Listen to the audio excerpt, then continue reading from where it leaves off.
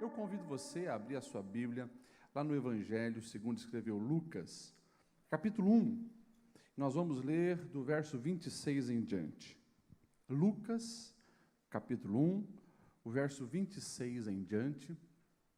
Enquanto você acha, eu faço questão de lembrar que a Bíblia é a palavra de Deus. Você que precisa de luz, discernimento, sabedoria, esta é a fonte. Esta é a fonte. Não negligencie a sabedoria milenar destes livros sagrados que chegou até você e até mim. Se você estudar um pouquinho de como foi que a Bíblia Sagrada atravessou os séculos e chegou até nós, você pode procurar, inclusive, opiniões de ateus, agnósticos, eles não saberão explicar como que um livro que foi escrito há 2, 3 mil, 3.500 anos atrás, ele permaneceu durante tanto tempo, com a sua preservação, a sua essência, os seus registros, e você só vai encontrar uma explicação. Você está diante de um milagre, porque Deus preservou cada história, cada verso, para falar ao meu coração e ao seu coração. Amém? Vamos lá, a palavra de Deus em Lucas capítulo 1, verso 26, diz assim: No 6º mês, Deus enviou o anjo Gabriel a Nazaré, cidade da Galileia, a uma virgem prometida em casamento a certo homem chamado José, descendente de Davi. O nome da virgem era Maria. E o anjo, aproximando-se dela, disse: Alegre-se, agraciada, o Senhor está com você. Maria ficou perturbada com essas palavras, pensando no que poderia significar essa saudação. Mas o anjo lhe disse: Não tenha medo, Maria. Você foi agraciada por Deus. Você ficará grávida e dará à luz um filho e lhe porá o nome de Jesus. Ele será grande e será chamado Filho do Altíssimo. O Senhor Deus lhe dará o trono do seu pai Davi, e ele reinará para sempre sobre o povo de Jacó, e o seu reino jamais terá fim. Perguntou Maria ao anjo: Como acontecerá isso se sou virgem? E o anjo respondeu: O Espírito Santo virá sobre você, e o poder do Altíssimo a cobrirá com a sua sombra. Assim, aquele que há de nascer será chamado Santo, Filho de Deus. Também Isabel, a sua parenta, terá um filho na velhice. Aquela que diziam ser estéril já está em seu 6º mês de gestação, pois nada é impossível para Deus. E respondeu Maria: Eu sou serva do Senhor, que aconteça comigo conforme a tua palavra. Então o anjo a deixou. Naqueles dias, dispondo-se Maria, foi apressadamente à região montanhosa, a uma cidade de Judá, e entrou na casa de Zacarias e saudou Isabel. Ouvindo esta a saudação de Maria, a criança lhe estremeceu no ventre. Então, Isabel ficou cheia do Espírito Santo e exclamou em alta voz: Bendita és tu entre as mulheres, e bendito o fruto do teu ventre. E de onde me provém que me venha visitar a mãe do meu Senhor? Pois, logo que me chegou aos ouvidos a voz da tua saudação, a criança estremeceu de alegria dentro de mim. 45 para finalizar. Bem-aventurada a que creu, porque serão cumpridas as palavras que lhe foram ditas da parte do Senhor. Amém? Até aqui. E eu quero iniciar com 2 perguntas. Primeira, quem deseja viver uma grande vitória na sua vida, diz amém. Amém? Amém? Glória a Deus. Segunda pergunta, amém, Uri? O Uri está animado aí, né? Lindão, cabelo bonito. Amém. Todos nós queremos, mas a segunda pergunta: você está emocionalmente preparado para enfrentar os grandes desafios? Porque grandes vitórias só vêm de grandes desafios. Você está emocionalmente preparado para enfrentar grandes desafios? Hoje eu quero falar sobre esse assunto. Fortaleça a sua alma para os grandes desafios.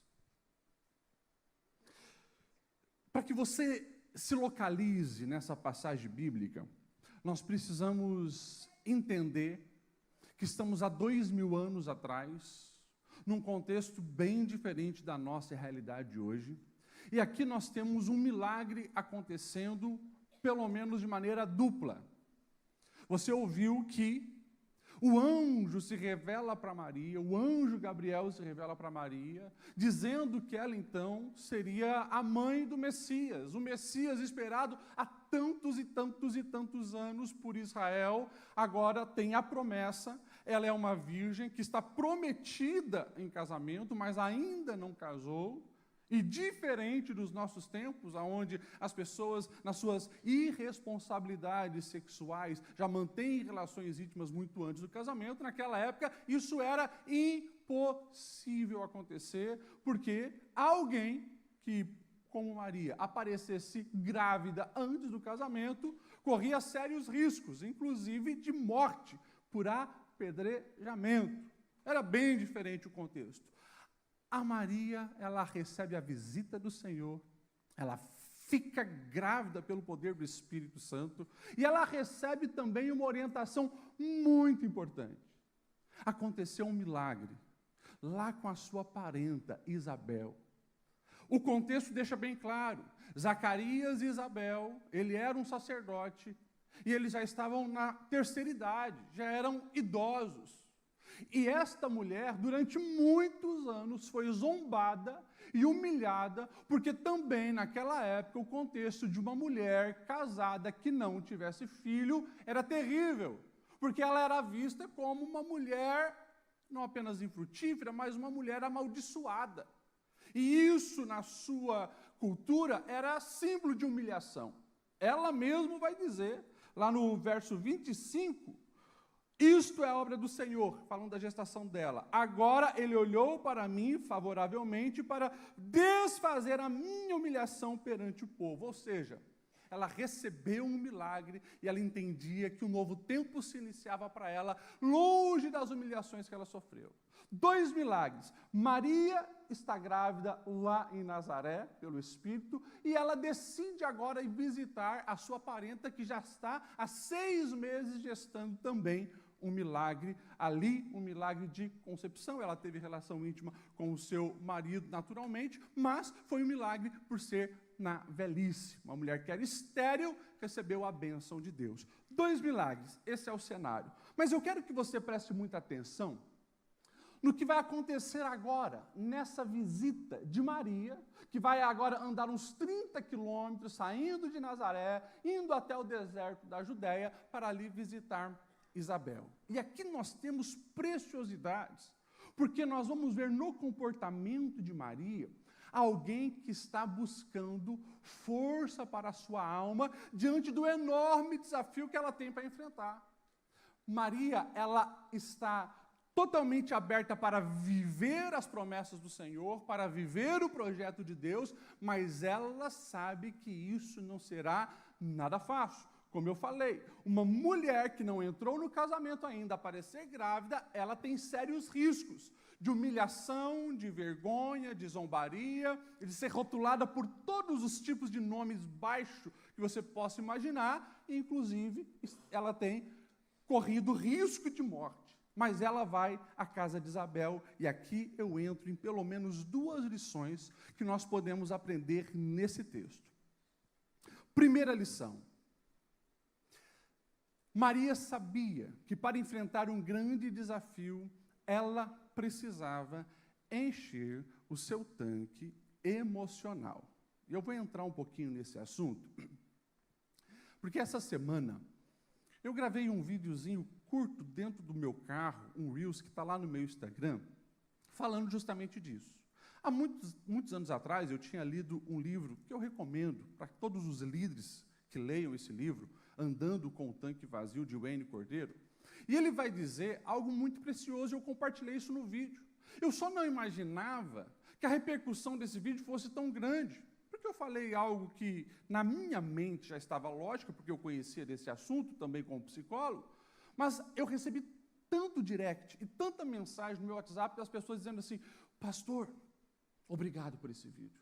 Pastor, eu agora comecei a entender por que eu estou tão aflito, tão angustiado, porque as brigas estão constantes na minha casa, eu estou há muito tempo andando com o meu tanque vazio.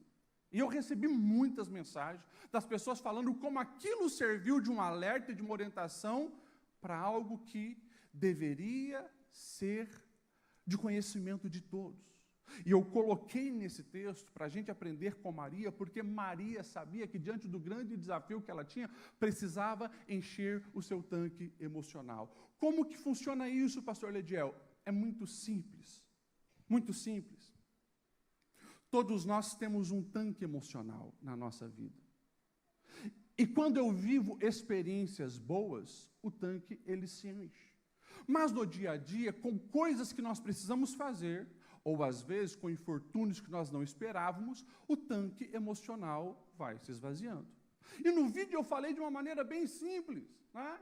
Que eu já identifiquei na minha alma o que nutre e enche o meu tanque.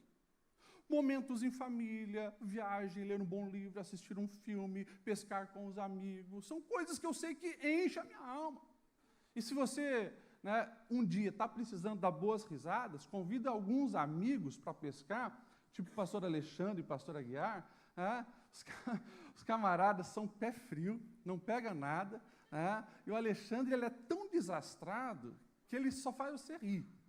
Ele engata o teu anzol no dele, ele cai no meio do caminho, é muito engraçado, ele deixa a vara ir para o mar e perde os equipamentos, é engraçado. Esses momentos de risada, de família, de fazer uma viagem, eu sei que abastece a minha alma, mas eu também sei do que vai gastando esse combustível da minha alma. Seja as coisas do dia a dia, como por exemplo, na minha função, os aconselhamentos pastoral, eles vão sim drenando a minha força, porque de 6 pessoas que me procuram por dia, 4 pelo menos é trazendo grandes problemas. E eu estou ali, com a graça de Deus, para ajudá-los a resolver, dar uma luz, mas muitas e muitas vezes eu saio daqui tarde da noite já cansado, porque as pessoas vêm com seus problemas e desperam sobre mim. Eu, como pastor, entendo do meu chamado, sei que isso faz parte, mas eu preciso identificar, opa, eu tenho que me abastecer, porque no outro dia tem mais pessoas que vão vir aqui e vão drenar as minhas energias emocionais.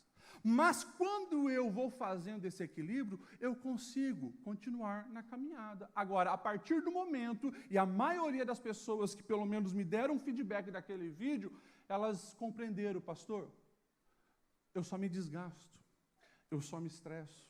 Faz muitos anos que eu não faço uma viagem em família.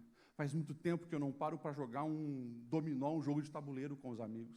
Faz muito tempo que eu não saio com os amigos só para rir, com as amigas só para rir. Faz muito tempo que eu não consigo descansar e aliviar a alma olhando para uma natureza em paz. Faz muito tempo que eu estou sufocada com os boletos para pagar, com as cobranças da minha empresa. Então fica muito claro. E a matemática é simples. Se você permite que mais sai do que entra, vai acabar o combustível e vai entrar no vermelho. E se a luz está piscando e você ainda não identificou isso, por favor, chegou a hora de você parar e começar a se abastecer todos os dias. Vocês estão me entendendo, amém?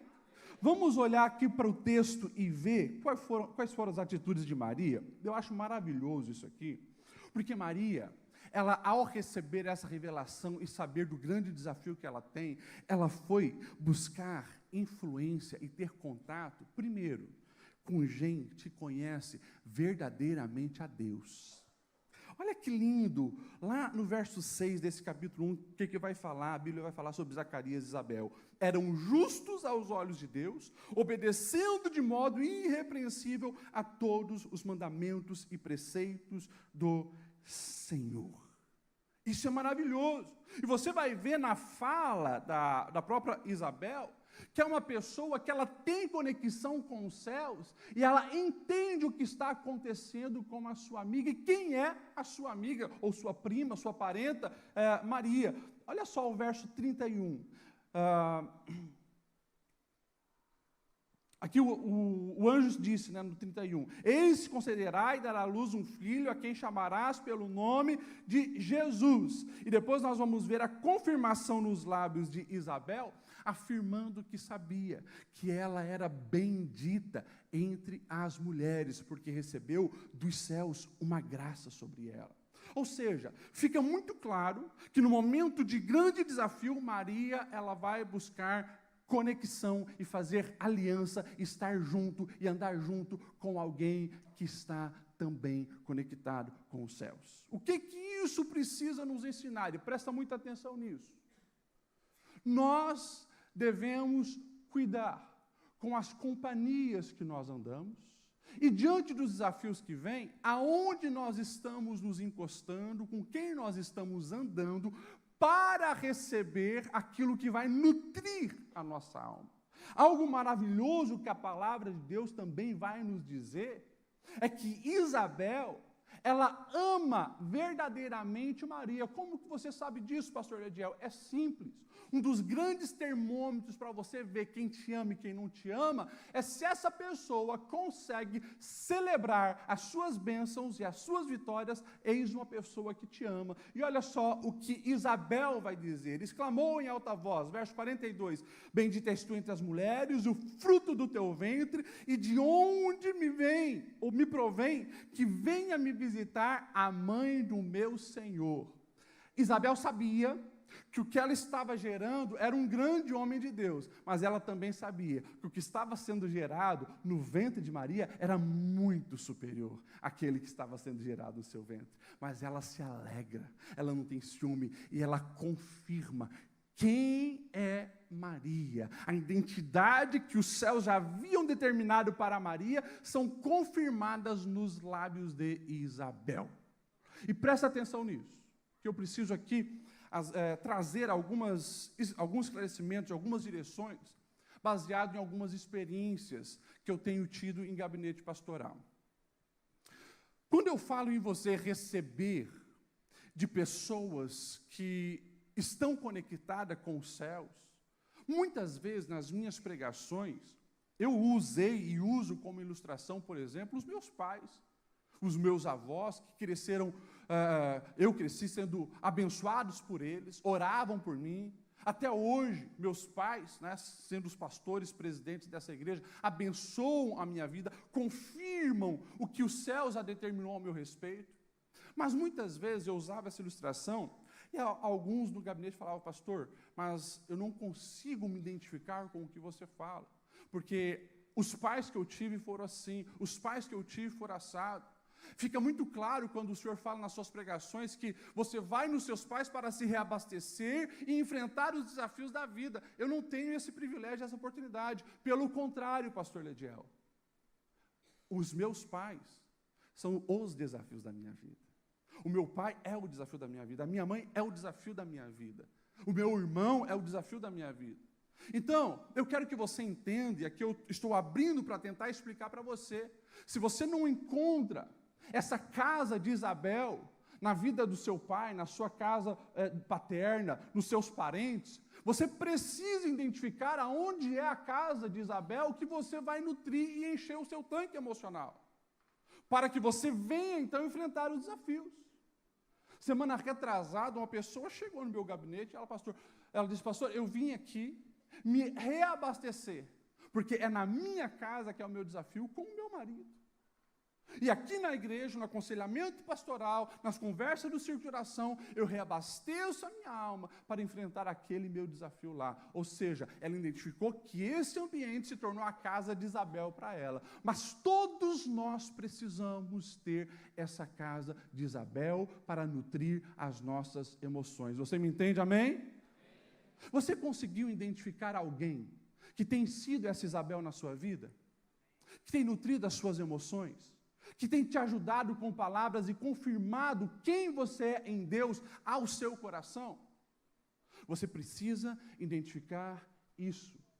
E você precisa aprender também o que você pratica no dia a dia, que vão enchendo o seu tanque emocional.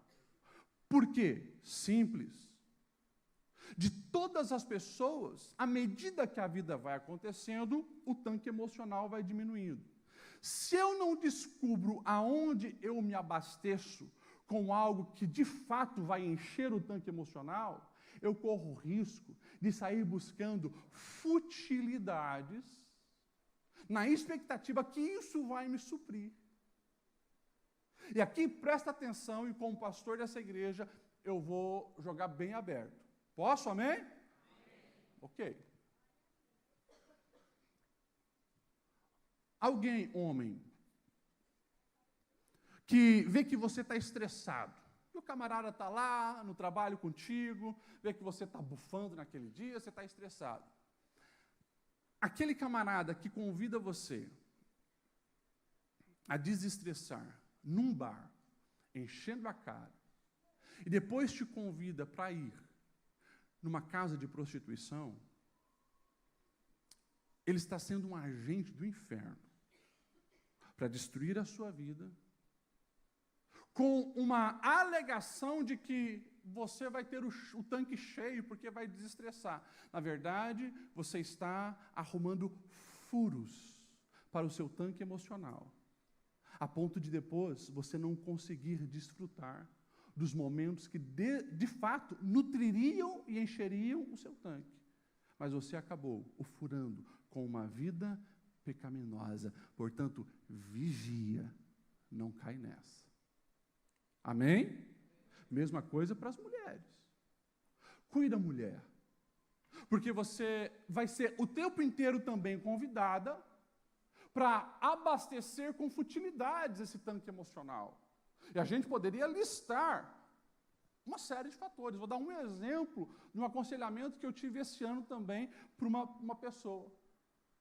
Frustrada no relacionamento, frustrada com a vida familiar, ela disse: pastor, eu pego o cartão de crédito do meu marido e gasto mesmo. Porque é o único jeito de desbaratar a minha mente. Falei, epa, é uma fuga. Isso jamais nutre a alma. E ela ali diante de mim, se derretendo de tanto chorar, angustiada, aflita, triste, reconhecendo que as bolsas que compram, os sapatos que compram, as roupas novas que toda semana ela compra, não entram na alma. Ei, escute o que eu vou te dizer. O que mais nutre a nossa alma é o que o próprio Jesus vai dizer: amar ao Senhor acima de todas as coisas e o próximo como a nós mesmos. Relacionamento. Você precisa de gente. E, se possível, comece na família. Mas você precisa de um amigo homem. Você precisa de uma amiga mulher. Alguém cheio do Espírito Santo, alguém cheio do Espírito Santo, para orar por você, orientar você, guardar o teu coração, nutrir a sua alma. Você precisa ter momentos com seus amigos para rir, para contar piadas saudáveis. Você precisa disso. Mas procure, de fato, aquilo que vai nutrir. Amém? Quando eu vou para a palavra, eu me encanto com a vida do apóstolo Paulo. Minha percepção, não tem nenhum nesse templo aqui que foi mais crente do que Paulo. Minha percepção. É difícil olhar para a história da humanidade sem encontrar um cara tão determinado e crente como Paulo. O cara foi extraordinário. Interessante. Em momentos difíceis, o próprio Jesus se manifestou para ele dizendo: estou contigo, hein? Fica firme. O próprio Jesus. Mas aí você pega a última carta de Paulo e dois textos saltam aos meus olhos. A última carta ele escreveu para um jovem chamado Timóteo. E lá no capítulo 1, a partir do verso 16, ele vai dizer assim: o Senhor conceda misericórdia à casa de Onesíforo, porque muitas vezes me recriou e não se envergonhou das minhas cadeias. Peraí, o Paulo, que foi ao terceiro céu, o Paulo, que teve Jesus do lado dele na cadeia, ele precisou de Onesíforo para recriar a alma dele? E daí lá no final, 2 Timóteo 4:9, ele vai dizer assim: Timóteo, procura vir para mim logo, porque o Demas, amando o mundo, me abandonou e foi para Tessalônica. O Crescente foi para Galácia e o Tito para Dalmácia. O Lucas somente está comigo. Vem e traga também com você o Marcos, porque muito me é útil. Que isso, pastor? O grande Paulo precisando de gente, precisando de amigo, precisando de uma mão amiga nesse momento. Ele sabia, e aqui ele está na masmorra, não é mais a prisão doméstica, ele está na masmorra. Ele sabia que logo, logo a cabeça dele ia rolar, porque ele começa dizendo aqui nessa carta, que ele já está sendo derramado como libação. A morte está diante dele, e o que ele precisa nessa reta final da vida? De gente, de amigo. E daí, é uma palavra pastoral, né? Às vezes tem crente aqui na Assembleia de Deus que diz: eu não preciso de ninguém, eu e Deus e basta. Eu lamento dizer para você que você está enganado. Não é assim. Eu e você precisamos de gente para nutrir a nossa alma e abastecer o nosso tanque emocional. Amém? Glória a Deus. Seja você também quem abastece a alma de alguém. Seja você também que está conectado com os céus e lance virtudes, confirmações de identidade sobre a vida de quem cerca você. Segunda coisa, vocês me dão mais 10 minutos? Amém?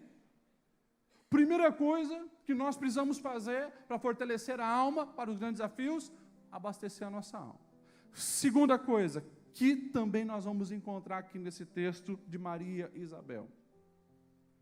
Nós precisamos gerar para a nossa alma as convicções da vida na presença de Deus.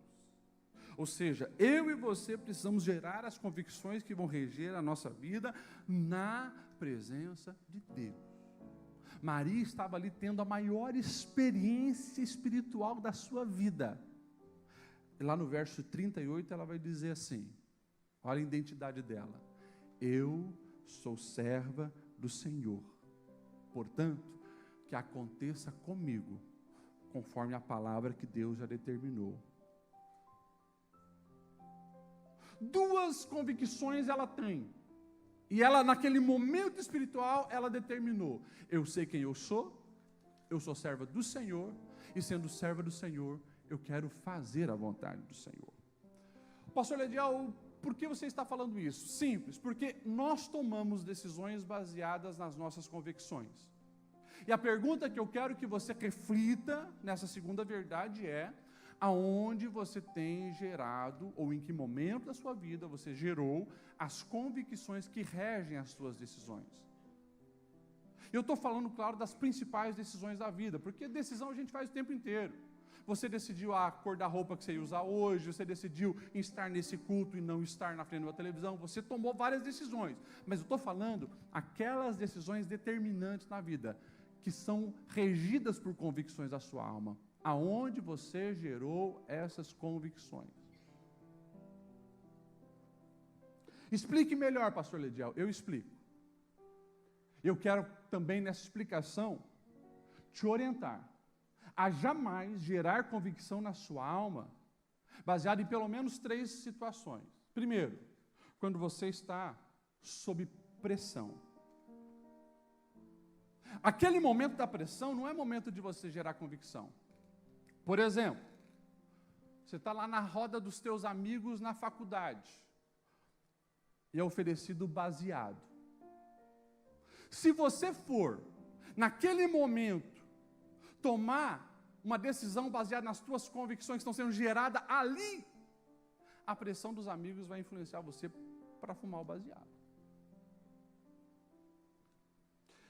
Quando eu estava saindo da adolescência, eu já contei para vocês algumas histórias da minha adolescência, eu era ruim em matemática, mas péssimo em matemática. Vocês sabem, eu já falei aqui do testemunho também, das palavras da minha mãe, eu reprovei 2 anos em matemática, e depois eu tive que correr atrás. Correr atrás do prejuízo, então, eu comecei a estudar à noite, para tentar recuperar os anos perdidos. E ali em Lages, onde nós morávamos na época, tinha a possibilidade de fazer a 7ª e a 8ª série num ano só. E eu falei, vou fazer isso. Tá? Só que só tinha opção para estudar à noite. E à noite as pressões são muito maiores numa escola. Eu nunca vou me esquecer. Né? Nós estávamos encostados no muro, assim, conversando antes da aula começar, e veio passando um baseado de maconha. E o cara que estava aqui do lado, né, colega de classe, falou, ó, tua vez. Todos eles tinham fumado.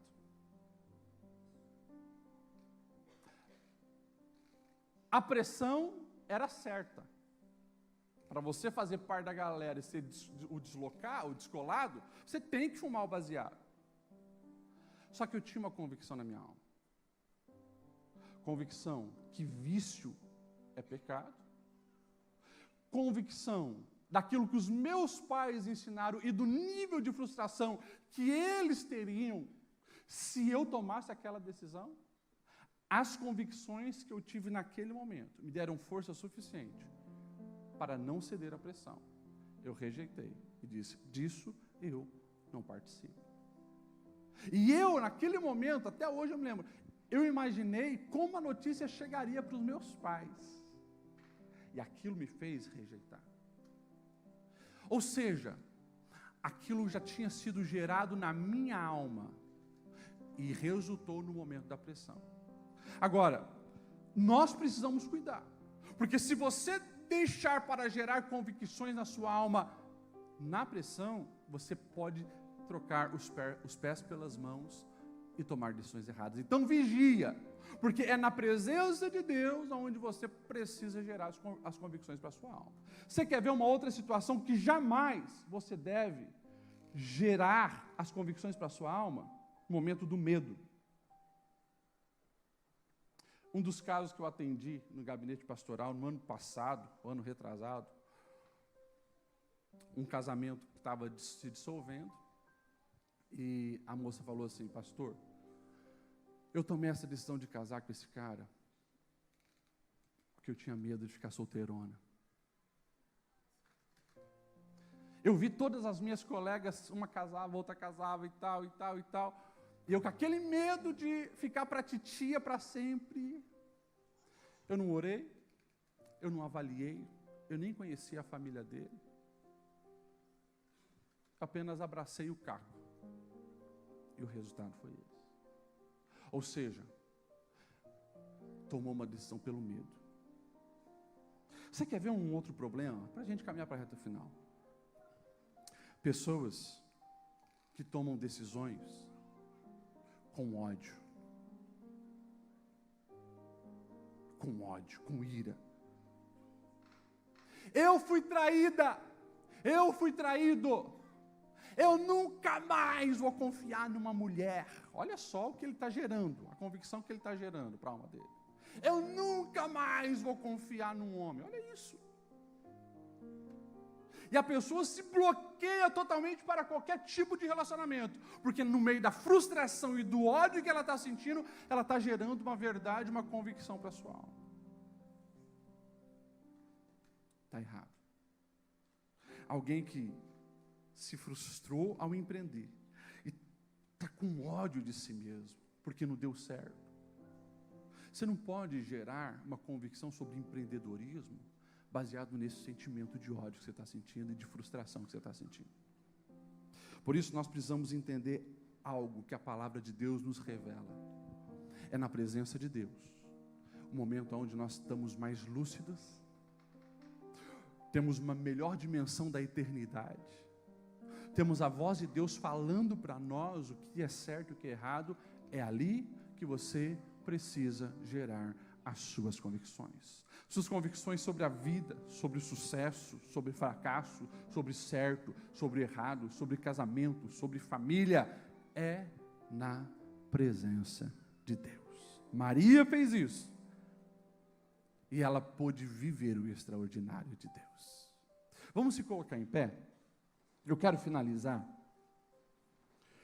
lá no verso 46 em diante, que o texto vai então dizer que essa alma abastecida de Maria é uma alma que consegue louvar a Deus intensamente. Ela vai dizer assim: a minha alma engrandece ao Senhor e o meu espírito se alegra em Deus, o meu Salvador, pois Ele atentou para a humildade da sua serva.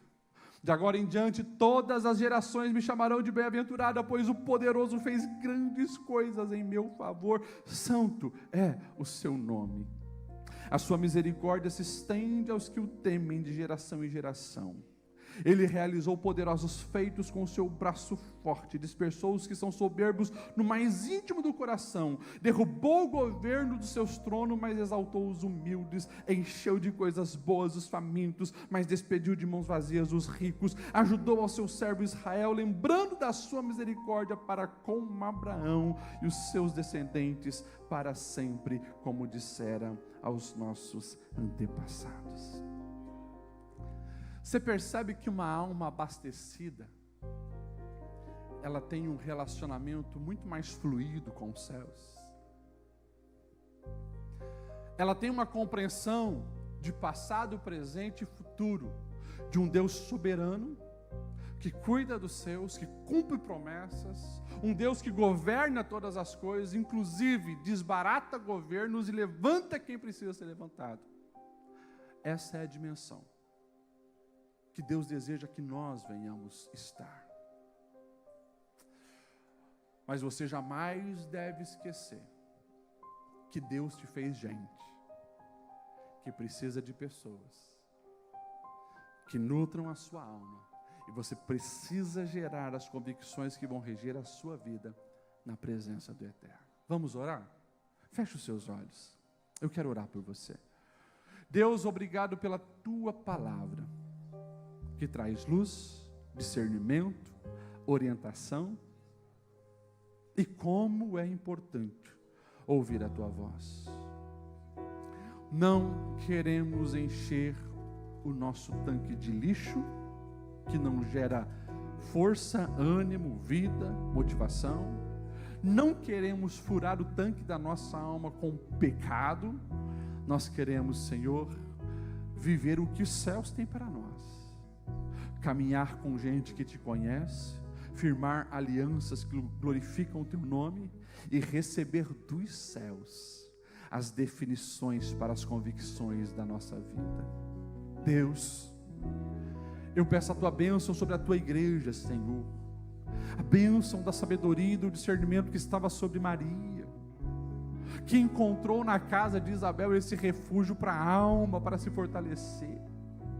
Eu quero abençoar, Senhor, os meus irmãos, para que eles também consigam identificar aonde é a casa de Isabel, que eles possam identificar, Senhor, aonde a sua voz está sendo falada, quais as amizades que devem ser mantidas, quais os caminhos que precisam ser interrompidos, quais as pessoas que precisam ser afastadas, para que nós venhamos ter na nossa alma a sua vontade prevalecendo.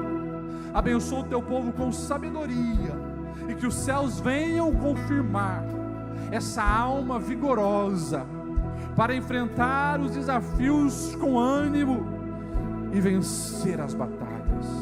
Assim eu peço a tua bênção sobre a tua igreja, no nome de Jesus.